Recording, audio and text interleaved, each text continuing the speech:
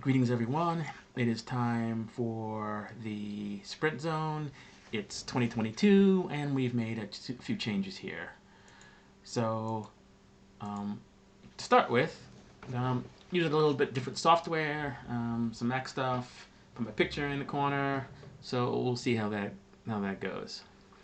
Anyway, we can see there's the new traffic light there on Prospect. We have been rerouted from our old route, and it looks like there's a new light there, which will be interesting. And I'll just digress for a second here. It seems that for some reason, cyclists, at least in our group, they like to blow through stop signs, but for some reason, if it is a digital format, like containing LEDs, they seem to respect that. And maybe someone can answer that question. Like, what is so authoritative about an actual LED versus a sign? But I digress. So we're rambling and a thumping here. The game is afoot. Marcelo is up the road, and we had pretty much agreed that it was going to be more or less tempo, keeping the group together, as it's still early season and there's really no reason to be asserting ourselves. That being said, it is nice to have a carrot up the road, and so it is with this ride. So we are all regrouped here. Everyone's looking pretty comfortable. Ian's got his nice kit on, that bright high vis green yellow. Very nice. New for 2022, I believe. Isla's looking pretty strong. Kind of surprised she didn't bring out the new bike, but with a little bit of water, I believe the reason is that she didn't want to get it soiled. That being said, I'm not certain that the new bike's going to be as fast as this one, but that is yet to be seen. The new bike does have better brakes, but like I always say, stopping is going slow isn't really what I'm looking for on a bike, except maybe a mountain bike. But once again, more digression. So Ian's on my wheel. The pace is starting to increase a little bit. We're strung out, but still not a great earnest chase. You can see my wattage still pretty much below 200. So I'm keeping the carrot out there, kind of keeping with the theme of what we had decided. You can see there's Marcelo out front, not too far up the road, but far enough. And he looks back on occasion to make certain that the group is indeed following, because, well, what's the use of like going hard if nobody is chasing?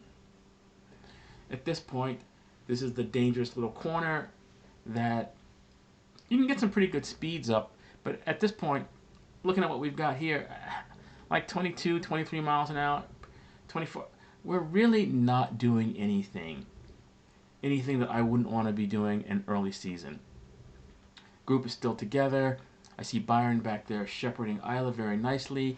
Ian's nicely on my wheel. And now I'm starting to bring the wattage up a little bit just to keep Marcelo in a reasonable striking distance. Group still together, looking pretty strong. See Byron back there doing a nice job, coaching Isla on some good positioning. Now Ian takes over. I believe the carrot has been too much of a temptation, and we've got to bring that back.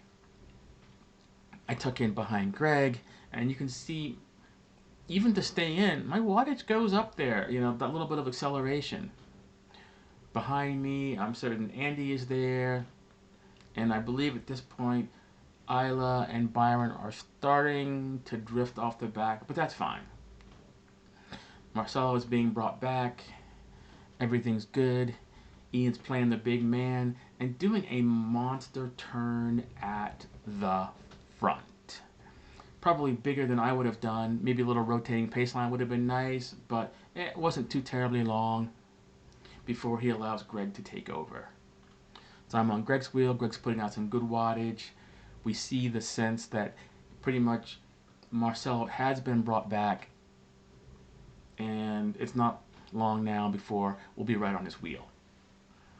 So the wattage I'm putting out, actually, I didn't have my power meter on my handlebars, so actually looking at the numbers that I'm actually putting out just to stay in contact on Greg's wheel off his shoulder, wow, it's a lot more than I thought. And for those of you who weren't there, And there's a slight wind off our left shoulder, just ever so slight, and so I'm off to the right in the wind shadow, making the most of the shelter. So Greg gives the signal to slow down. We have made the catch. He is smiling that he has brought everybody back. Andy, and he's the new guy that Byron brought along, making a very strong showing, making the selection here. It looks like Ian is going back, either going back for Isla or he just had enough. Seems that he might have wanted to participate in the actual like being up on the wheel, but regardless, the catch is made. So I'm sitting on Marcelo. I've got no reason to go around. I'm still a little tired from like yesterday's workout, so it's perfect to sit here. And of course, if you're going to attack early on, you have to own it. And he's not looking for any help. He's happy to do the work out front. A little bit of coasting here.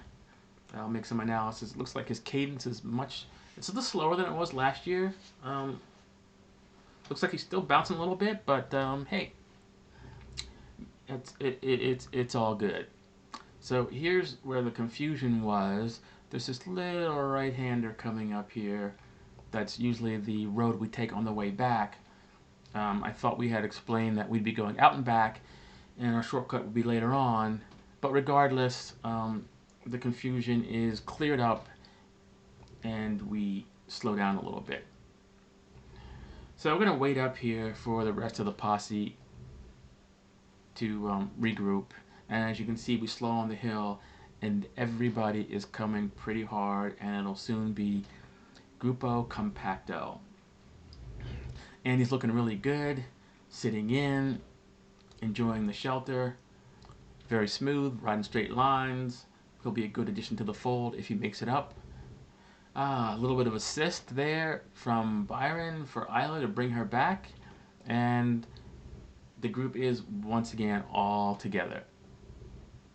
Byron looking super smooth up there, going to the front immediately, and now the game has in fact changed.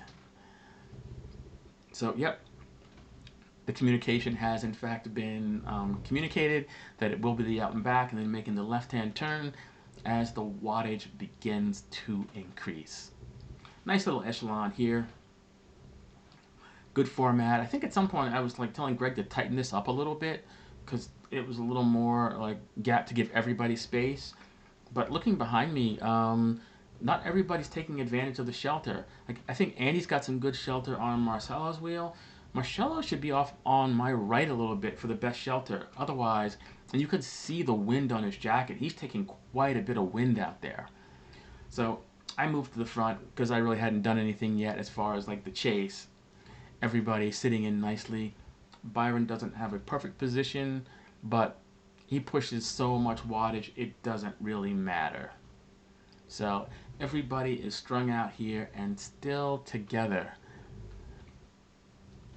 I'm looking at Byron's new look. Definitely love the red shoes and the red accents on the black kit with the black helmet and the shades. It's a total badass look. Kind of Romulan in a way, which for you Star Trek fans, I think it's definitely a cool look. So I didn't realize that I was out here like that long and pushing like that much wattage, but definitely keeping everybody honest is a good thing, and everyone is still in tow.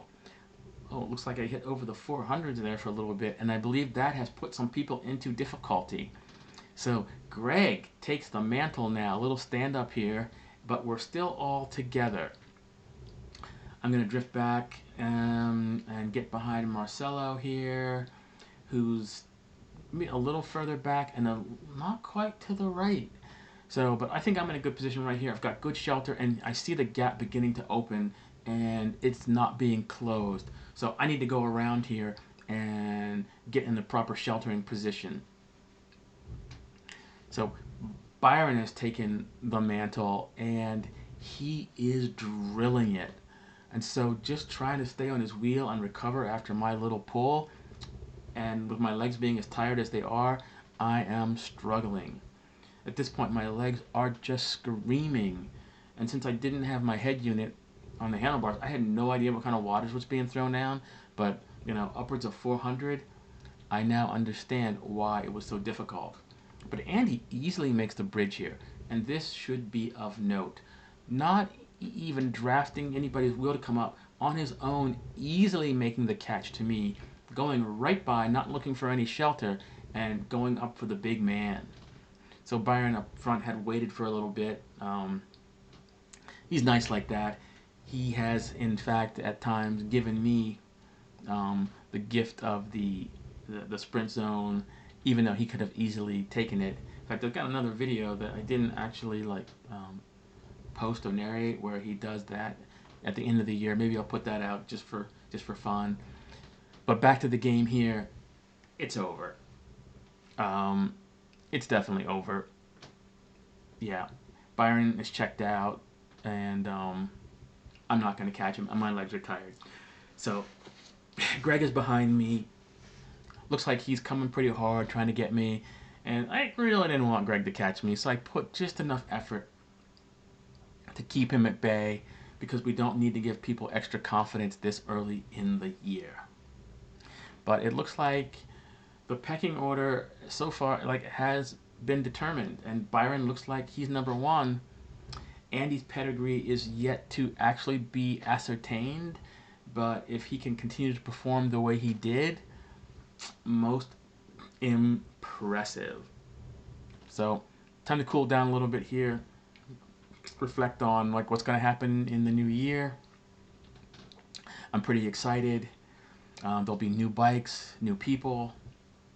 I know Hernan's going to come out again this year, and now that he has a taste of what things are like, his focused training over the winter, I'm certain there will be new GC men to contend with, which is really exciting, and which makes these videos a lot of fun when you can see talent develop, skill sets develop over time, and strength, which is a testament to the group, the camaraderie, and what cycling is all about. So, quick look there at our two winners. There goes Andy, bright red. Byron, looking strong. I like their color coordination. Good times, and a good time was had by all. Yeah, I'm loving it. So, until next time, peace out, y'all.